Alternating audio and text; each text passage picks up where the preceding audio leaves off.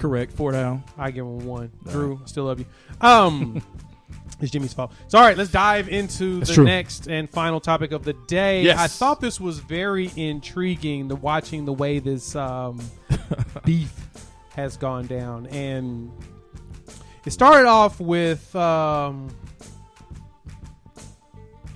Damien Lillard and the LA Clippers have not really liked each other over the last 24 hours. Mm-hmm. And so it's based upon their game. They played, what was that, 3 days ago? Yeah, something like that. 2 or 3 days ago, yeah. Yeah, so it was, 18 seconds left in the game. Mm-hmm. Damien Lillard, in a very most shocking way, missed 2 free throws, both of them, which would have given them the lead with that much time left. And because of that, Patrick Beverly decided to celebrate on the bench because he didn't play that game and imitated Damian Lillard's Dame time celebration. He kept pointing at his watch and fell back and was laughing. And it's funny, one of the announcers was like, "Okay, Patrick, don't hurt yourself. We don't want you to get injured," because he kept falling back all wildly and exaggerating or whatnot. And so after the time expired, Paul George and them gave him a wave bye-bye. They gave him the Dame Lillard wave bye. And so from there it led to a back and forth trash talk. And so in the post game interview, PG said that PG did the wave because he also was surprised about the missed free throws because he experienced being waved at last year, talking about him against the Thunder and how he hit him with the infamous wave after that crazy three-pointer. He said, "Ask me about Patrick Beverly, who I sent home before at the end of a game. Paul George is a guy sent home by me last year in the playoffs, so they know. The reason they reacted like that is because what they expected from me, which is a sign of respect, and it just shows what I've done at a high clip more times than not." Mm-hmm. And I am not offended by it at all. And so then they went in back and forth in social media. They made jokes, and then George commented on social media. Actually, Beverly posted a Cancun on 3 with 3 crying, laughing emojis in the comments section. And then afterwards, Paul George says, "You're getting sent home this year," with a crying, laughing emoji. Ooh. And Damian Lillard hit right back with, "Keep switching teams, running from the grind. You boys is chumps." Yes.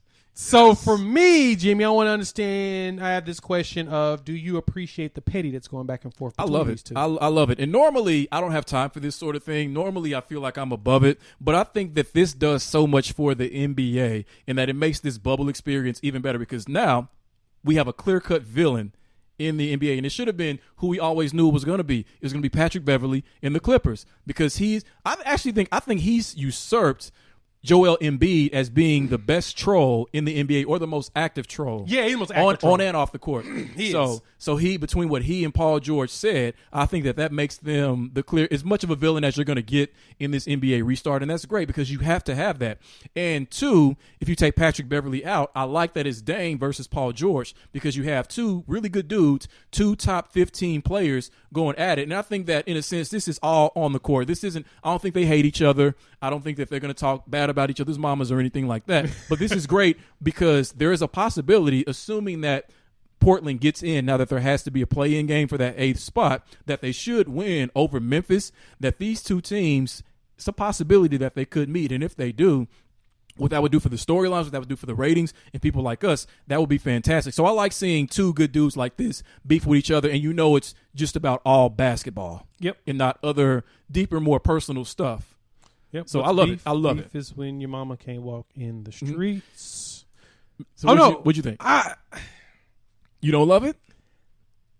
I mean, because you love trolling. You love trolling. So. I do love a good troll. Yeah. I don't feel like Patrick Beverly really was trolling. I just think Patrick Beverly's being Patrick Beverly. But I did enjoy the back and forth between Dame and them. At the same time, I kind of enjoy the fact that the Trailblazers are not going to make the playoffs this year. You don't think so? Yeah, I don't think they're going to make it. I sense with Phoenix's win, that just helped them catapult, if I'm correct, the Blazers. Okay, the Suns beat the Thunder today. All right, so educate me. How many teams, now that there has to be a play-in, how many teams are going to be a part of that play-in in the West? The number 8 seed and the number 9 seed. So you think that Phoenix is going to be able to pass Portland and this won't even be an issue? Yep. I don't want to see that. Is it possible that Phoenix and Portland, which I guess would still give you the scenario you're talking about, where the Suns get in? So it's possible that they could both jump ahead of Memphis, who just can't get a win. I didn't really expect them to, honestly, before they lost Jaren Jackson. Right. So it's possible that those two teams could play. Yep. So then can you imagine if Dame and the Blazers lost that game against Phoenix? What could he say? There's nothing he can say. There's no excuse. They shouldn't even be 33-39. They should have a better record than that. Because they went to the Western Conference Finals last year, right? Yes. And they're not even going to make the playoffs the next year. They've got to. Bad. Early in the week last week, the Blazers looked like one of the best teams in the bubble, and primarily it's because they got Nurkic back. It was Nurkic, and it was Carmelo Anthony hitting big shots. But Nurk, he went to the baseline and yammed on somebody. I don't know who that was, but he had more hops than before he broke his leg. Yep. I'd never seen him do something like that. So I'm like, between those two, they got Trevor Ariza playing on D, right? And you have McCollum and Lillard doing what they normally do. This is a scary team that's going to get into that 8th spot and really push and maybe even beat the Lakers because of how they've been playing, which is like trash.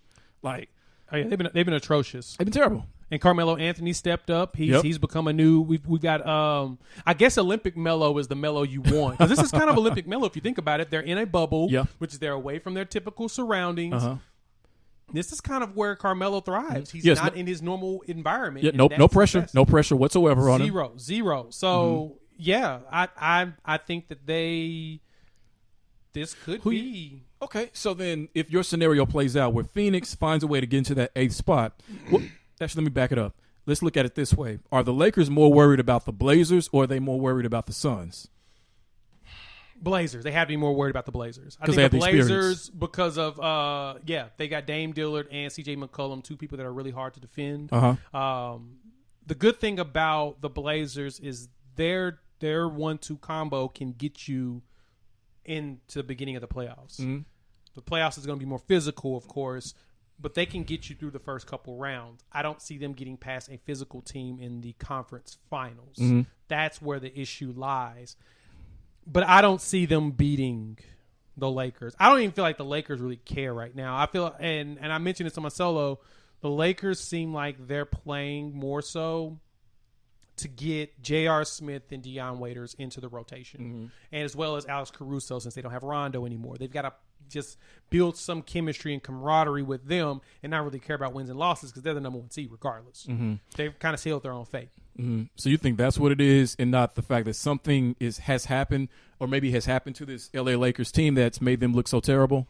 So you think that they're going to flip that switch when the playoffs start? And then, I think they'll flip the switch because if you look at it, I'm looking at everybody's records in the last 10. Everybody's looking kind of garbage-like. For the most part. The Nuggets are 5-5, Rockets 5-5, Thunder 6-4, Jazz 4-6. See, but that's to be expected because Dallas 5-5, Lakers 5-5, Clippers 6-4. Well, it's a truly neutral playing field for everybody for every single game. So I bet you this is probably, it will look more like 500 basketball if an entire 82-game NBA season was played on a neutral court between two teams. Because looking at this early in the week, and I was talking to Chris about this, we see just how much of an advantage home court is. Home court is more of an advantage than I actually thought it was. Yeah. And this is showing that.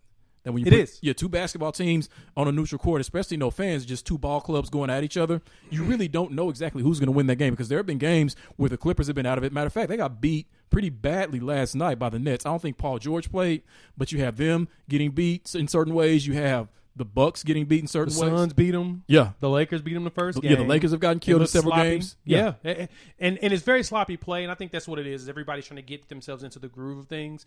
This is where we talked about this right before the restart, who we felt like had the better advantage, the young guys versus the vets. Yeah. And this is where your young guys statement is more clear. They're out there just hooping. It's like an AAU tournament. Yeah, it is. It's exactly what it is. It's a big AAU tournament. Everybody's at this area. These guys are used to this type of environment, whereas the vets have gotten into so much of a routine, and they like to follow their certain steps and procedures they do and everything in the gym. They don't have that anymore. They don't have their locker to do this stuff. Mm-hmm. So they're a little bit more thrown off. At the same time, once the playoffs hit and they really turn up the intensity and understanding the ramifications of not proceeding, the pressure is going to crush the young guys. Mm-hmm. Just real quick, between those two, between Dame and PG, who do you think is the better player? Oh God, that is right now. Who's the better player? Right now, I had to give it to Dame. I think Dame is better than Paul George. Who would I take? I'd probably take Paul George.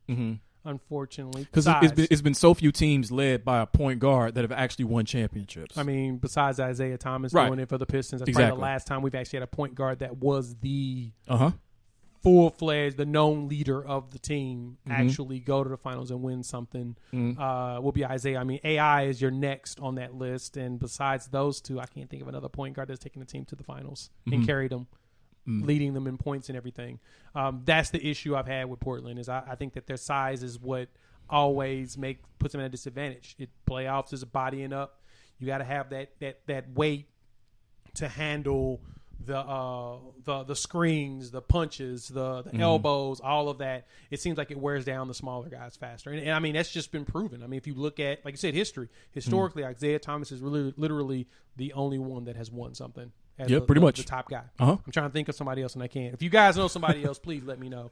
I don't know of anybody. Well, J. Kidd came to mind, but he wasn't the best player on that team. It was Dirk. That was Dirk's team. So that was Dirk's team. That was Dirk's team. Yeah. J. Kidd was just the point guard at his age. Yeah.